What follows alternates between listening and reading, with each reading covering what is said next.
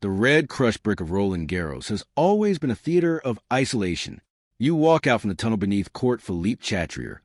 The daylight hits your eyes, and suddenly you are the loneliest person in the city of Paris. The umpire calls play. The crowd settles into a low murmur. From that moment, for the next 2 or 3 hours, you belong to no one but the baseline, the bounce, and the agonizing truth of your own limitations. We accept this about our sport. We celebrate the solitude of the gladiator. Yet, there are moments when the rigid, solitary architecture of professional tennis gives way to something startlingly human, a fleeting pause in the relentless machinery of the tour. We witnessed exactly that on a practice court tucked away in the Bois de Boulogne, a scene captured on a mobile phone that has since rippled across the globe. ALEXANDRA EALA, the pride of the Philippines, was celebrating her 21st birthday. The milestone alone carries a certain gravity, marking the psychological transition from prodigy to established professional. What arrested the attention of the public, however, was not the date, but the cast of characters holding the cake. Iva Jovic, LYS, Zeynep Sonmez, 3 young women who, in any other context, represent direct existential threats to Eala's livelihood and ambition. Marta Kostuk, acting as the impromptu choir master, leading an assembly of spectators in a chorus of celebration. They gathered around Eala, offering laughter and sugar in an environment normally defined by sweat and suspicion. When you strip away the digital virality of the moment, you find a profound historical resonance. We have spent decades romanticizing the icy hostilities of the locker room. We remember the frost that existed between Steffi Graf and Monica Seles, a rivalry so intense it seemed to suck the oxygen from the corridors of Wimbledon. We recall the calculated distance maintained by Serena Williams, who famously operated under the philosophy that fraternization was a vulnerability. We look back at the 1980s, when Chris Evert and Martina Navratilova shared bagels before finals, and we treat their friendship as an anomaly, a charming relic of a bygone amateur ethos. What happened on that practice court in Paris forces a recalibration of how we understand the modern competitor.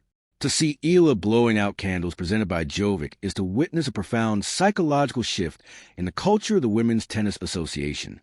These are athletes navigating the most scrutinized, financially demanding era the sport has ever seen.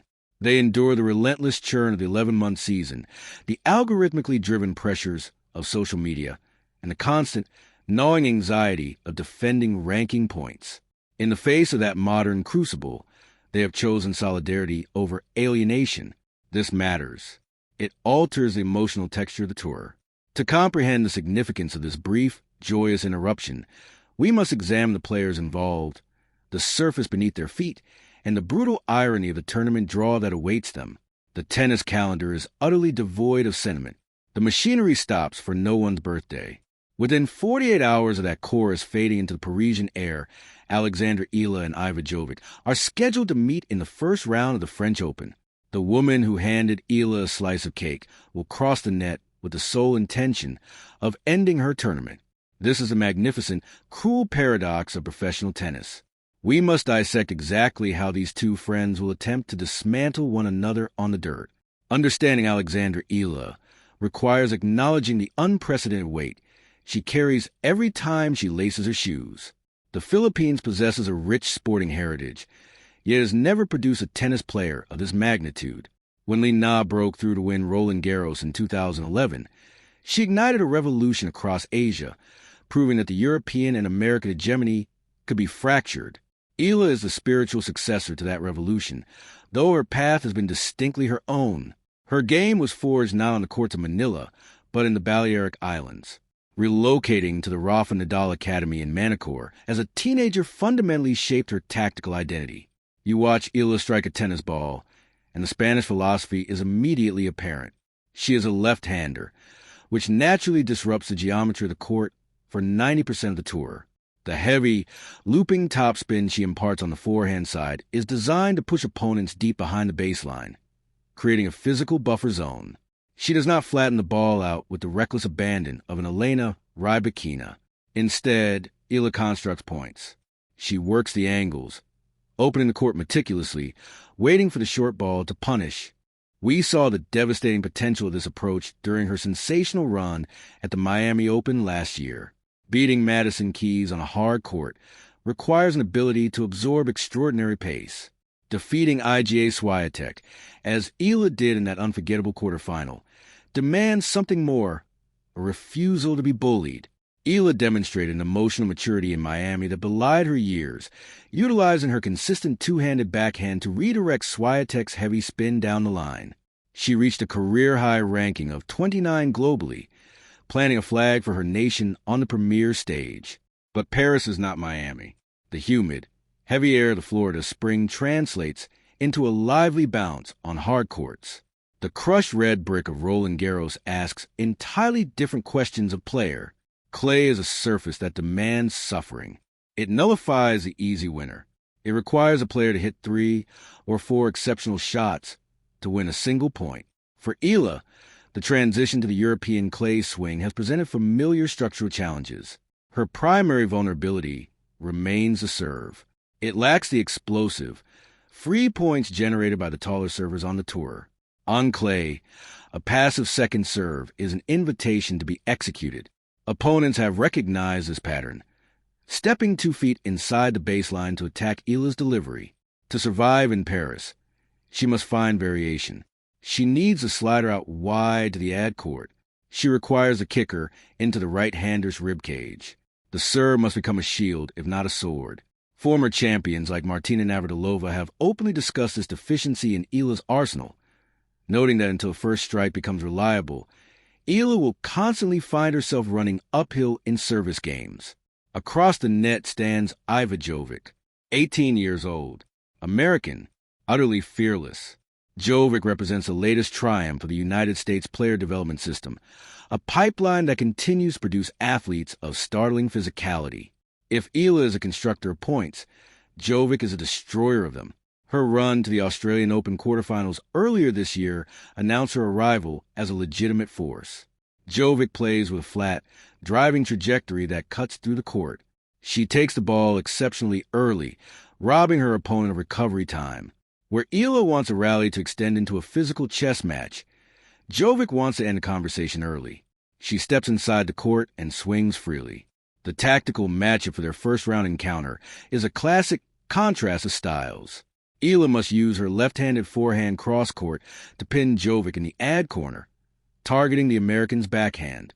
If Eala can impart enough revolutions on the ball, making it kick above Jovic's shoulders, she can neutralize the flat aggression.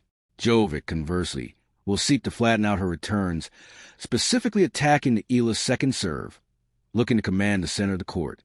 The player who controls the baseline real estate will dictate the terms of engagement. The psychological dimension of this match cannot be overstated. Playing a friend on a Grand Slam stage is a uniquely agonizing experience. The natural instinct to be ruthless is often tempered by subconscious affection. You see it in the hesitation on a put-away overhead. You notice in the reluctance to unleash a primal roar after breaking serve. The friendship we witnessed on the practice court must be hermetically sealed and left in the locker room. When the chair umpire calls time, the cake and the chorus vanish. They must view each other not as companions, but as obstacles. This brings us back to the architects of surprise.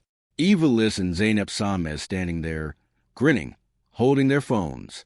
LYS, the dynamic German who has battled her way through the ITF circuit, knows intimately the grind required to simply exist in the top 100. Sonmez, the Turkish trailblazer, carries her own national expectations, understanding the isolation that Eala feels as a pioneer. These women share a demographic, yes, but they also share a specific, punishing reality. They spend 40 weeks a year living out of suitcases, navigating airport lounges, hotel gyms, and the sterile environments of tournament cafeterias. They are a generation that has grown up entirely under the gaze of the internet. Every missed forehand is analyzed. Every emotional outburst is clipped and judged by thousands of anonymous critics.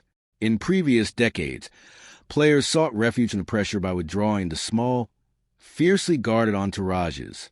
The current cohort has done the opposite. They have found refuge in one another. Marta Kostuk's role in leading the birthday song is particularly poignant. The Ukrainian has lived through trauma that trivializes the outcome of a tennis match. She has played with the weight of a war-torn nation on her mind, utilizing the sport as a platform for advocacy and survival. Kostuk understands that while the forehand is important, the human connection sustains the spirit. By initiating that chorus for Ela, Kostuk demonstrated a leadership that transcends ranking points. She fostered an environment where a 21-year-old Filipina, thousands of miles from her family, could feel seen and celebrated. We must also consider the physical toll of this lifestyle. Ela is turning 21, an age we culturally associate with invincibility. In tennis years, however, 21 is the beginning of the middle act. The body has already absorbed tens of thousands of violent, repetitive motions. The knees have absorbed the shock of hard courts. The shoulders have endured the torque of the service motion. The birthday is a reminder of time passing. The window for greatness in the sport is brutally narrow. Ela has already compiled an impressive resume. Over 200 professional victories. A Billie Jean King Cup run that electrified Manila. Medals at the Asian Games and the Southeast Asian Games. She has navigated the treacherous transition from junior prodigy to senior contender, a chasm that swallows many talented prospects. Winning a junior Grand Slam, as Ela did in 2022, is a promise. It guarantees absolutely nothing on the main tour. The fact that she has stabilized her ranking in the top 50, competing week in and week out with grown women who hit the ball with malice, is a massive achievement. Yet, the hunger dictates that she must push higher. The top 10 is a different stratosphere. It requires a consistency of mind and body that borders on fanatical. To beat the likes of Aryna Sabalenka or Coco Gauff in the second week of a major requires more than just a good heavy forehand. It requires the absolute belief that you belong there. The camaraderie she shares with JOVI, LYS, and Sonmez provides a vital emotional baseline. But the ascent to the summit is a journey she must undertake alone. As they prepare for the first round, the organizers at Roland Garros will likely place Ela and JOVI on a secondary show court, perhaps court 14, where the proximity of the fans creates a cauldron of noise. The clay will be swept perfectly smooth before the warm-up. The lines will be brushed. The ritual of the coin toss will occur, and they will pose for the obligatory photograph at the net. Will they smile at each other, remembering the cake and the laughter from just 2 days prior? Almost certainly. But when the first ball is struck, the parameters of their relationship will fundamentally change. The spin will be vicious. The grunts will echo off the stands. JOVI will target the Ela serve. Ela will attempt to drag JOVI into the deep waters of a physical baseline exchange. The friendship will be suspended in the amber of competition. It is a necessary ruthlessness. If JOVI hesitates out of affection, she betrays her own ambition. If Ela softens her angles because she is playing a girl who sang to her, she disrespects the work she put in on the sun-baked courts of Mallorca. They owe it to the sport and to each other to fight with every fiber of their being. The beauty of tennis lies in its objective truth. There are no judges scoring artistic merit. There is only the ball, the lines, and the outcome. The affection off the court makes the combat on the court more compelling, not less. It adds a layer of emotional complexity to every passing shot and every retrieved drop shot. We are watching two young women navigate the razor-thin line between professional destruction and personal empathy. This dynamic is quietly reshaping the WTA Tour. We are witnessing an era where elite competitors can compartmentalize their fierce rivalries. They can wage war for 3 hours, shake hands at the net, and share a dinner table that evening. Traditionalists sometimes bemoan this, arguing that the sport lacks the venom of the past. They long for the days of Jimmy Connors, refusing to look at his opponents in the locker room. They miss the theatrical animosity. I argue that what we're seeing now is an evolution, a higher form of psychological resilience. To hate your opponent is easy. It provides a simple, crude fuel. To respect your opponent, to genuinely like them, and still possess the emotional discipline to crush their dreams on a Tuesday afternoon. That requires sophisticated mental fortitude. Ela and JOVI represent this new archetype. They are assassins with empathy. When Ela returns to the baseline to serve at breakpoint down, she will not be thinking of the birthday song. She will be analyzing the position of JOVI's feet. She will be calculating the wind direction swirling inside the stadium. She will be managing the lactic acid building in her quadriceps. She will be trying to execute a second serve that kicks just high enough to avoid being punished. The reality of the match will consume her entirely. The fans in the Philippines, watching late into the night, will ride every emotional wave with her. They understand that EALA carries her flag into arenas where it has rarely been seen. The pressure of that national expectation is immense. When you are the first, you have no blueprint. You are drawing the map as you walk. EALA handles this burden with remarkable grace. She does not shy away from her heritage. She embraces it. But on the court, she must shrink the world down to the yellow sphere. As we analyze the draw, the implications for the victor of this first-round clash are significant. The winner gains momentum, a precious commodity in a Grand Slam. They secure ranking points that justify the endless travel. They validate their hard work. For EALA, a victory over a rising star like JOVI on clay would signal an important progression in her surface adaptability. It would silence the critics who suggest her heavy game is exclusively suited for hard courts. For JOVI, defeating an established, tricky left-hander would confirm that her Australian Open run was not a fleeting moment of inspiration, but a foundation of a formidable career. The match will inevitably hinge on small margins, a neck cord, a questionable line call, a momentary lapse in concentration during a crucial tiebreak. Tennis matches of this caliber are rarely decided by sweeping dominance. They are decided by who manages the suffering better during the pressure points.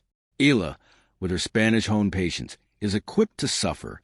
JOVI, with her American aggression, is equipped to end the suffering quickly. It is a mesmerizing clash of philosophies. The video of the birthday surprise will eventually fade from our social media feeds, replaced by the next viral highlight. But the underlying truth it revealed will remain. The tour is a grueling, unforgiving environment, yet it is populated by young women capable of extraordinary grace. They sing for each other, they celebrate each other, and then they go out and try to break each other's hearts on the court. 5 years from now, when we look back at the trajectory of Alexandra EALA's career, we will not primarily remember the cake or the chorus on court, Suzanne Lenglen's practice facilities. We will remember the forehands. We will study progression of her ranking, tracing the arc of a woman who carried Asian tennis into a new decade. We will analyze how her serve evolved, how she learned to close out matches against the elite tier. But this specific moment, turning 21 in Paris, surrounded by friends who double as rivals, deserves to be chronicled. It captures the essence of the transition phase. She is no longer the teenage prodigy hoping for a wild card. She is a veteran of the trenches, an established professional earning her keep the hard way. The innocence of the junior circuit has been completely stripped away, replaced by the cold calculus of the WTA rankings. Where does she go from here? The pantheon of tennis is remarkably exclusive. To reach the echelon of Grand Slam champions requires a confluence of talent, health, unyielding drive, and a little bit of luck with the draw. EALA possesses the baseline mechanics to compete with anyone. Her tactical understanding of the geometry of the court is elite. The lingering question remains whether she can develop the sheer, unadulterated power required to hit through the game's elite defenders. Can she find an extra 5 miles per hour on the first serve? Can she flatten out the forehand when the situation demands a clean winner? These are the technical hurdles that separate the top 30 from the top 5. EALA has the intellect to understand this and the work ethic to address it. Her time at the Nadal Academy ensured she knows what elite discipline looks like. She has watched the greatest clay courter in history construct his legacy brick by brick. She knows there are no shortcuts. For Iva Jovic, the next 5 years will be an exercise in expectation management. The American media machine is ravenous. When an 18-year-old reaches the quarterfinals of a major, the hype becomes deafening. She will have to learn how to ignore the noise and focus on the daily incremental improvements. Her aggressive baseline game is tailor-made for the modern era, but she will need to develop a plan B for the days when flat drives are missing the lines by an inch. The match against EALA will test that precise adaptability. As we zoom out from this specific tournament, we see a sport in a state of vibrant transition. The titans who defined the last 20 years have retreated. The vacuum they left is being filled by a diverse, globally representative cohort of athletes. EALA from the Philippines, JOVI from the United States, LYS from Germany, Sonmez from Turkey, Kostuk from Ukraine. The map of professional tennis has never been wider. This generation will dictate the culture of the sport for the foreseeable future.